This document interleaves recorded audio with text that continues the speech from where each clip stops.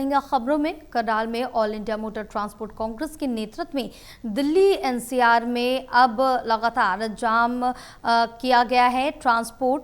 फिलहाल एनसीआर के 67 से ज्यादा ट्रांसपोर्ट एसोसिएशन की 3 दिवसीय हड़ताल है। करनाल में भी ट्रांसपोर्ट और ट्रक चालकों द्वारा सरकार के खिलाफ जमकर नारेबाजी की गई। उन्होंने कहा कि सरकार ने मांगे नहीं मानी तो इस बार आर पार की लड़ाई होगी।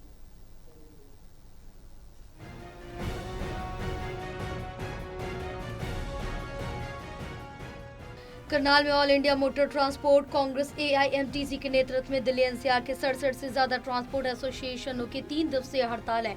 करनाल में भी ट्रांसपोर्टर और ट्रक चालकों द्वारा सरकार के खिलाफ जमकर नारेबाजी की गई।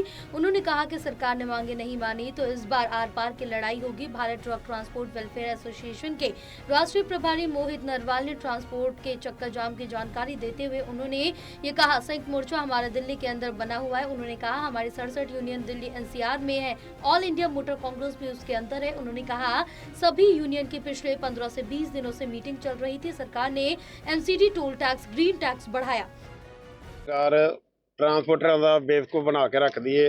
हर 6 महीने बाद 3 महीने बाद कोई ना कोई सोचा छड़ देंदी है, क्योंकि इन्हों काम करन नहीं देंदी। साडियां गड्डियां दी किस्तां ने किस्तां कित्थों दांगे च गड्डियां खड़ियां रहणगियां ते कदी ये कह देंदे ने एनसीआर है जी, कभी कह देते हैं ये अपना वहाँ पर दिल्ली में गाड़ी ये जाए मॉडल जाएगी फलाना जाएगी। तो ये सब बड़ी कंपनियों को फायदा देने के लिए इनकी ऊपर स्कीमें बनती हैं सारी तंग करने के लिए। कोई पता नहीं आज ये कह दे भी फलाना मॉडल जाएगी, यूरो 4 जाएगी या 5 जाएगी, कल को कुछ और कह दें। जैसे इनकी बड़ी कंपनियों से मीटिंग होती है ना, उनकी मिलीभगत से चलती है ये सरकार। मोहित नरवाल ने कहा कि BS4 गाड़ी पर बैन करने का ऐलान किया गया। उसी वक्त से ट्रांसपोर्टर साथी मिलकर मीटिंग कर रहे थे। सरकार ने अपने इसी फैसले को वापस नहीं लिया। उसके एवज में भी सभी ट्रांसपोर्टर ने एक संयुक्त मोर्चा बनाकर सभी ने मिलकर 3 दिवसीय हड़ताल पर सभी साथी बैठ गए। हमारी संयुक्त मोर्चा हमारा दिल्ली के अंदर बना हुआ है।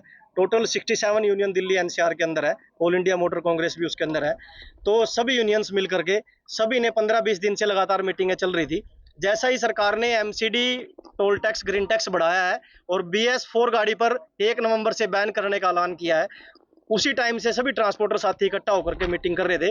तो सरकार ने इस फैसले को रिवर्ट नहीं लिया, तो उसकी एवज में सभी ट्रांसपोर्टर साथियों ने एक संयुक्त मोर्चा बना करके 67 यूनियंस उसके अंदर है, तो सभी ने मिलकर के एक ऐलान किया है कि 21, 22 और 23 मई 3 दिन की स्ट्राइक पर सभी साथी बैठ गए हैं। सभी बॉर्डरों पर इस टाइम सारे साथी बैठे हैं।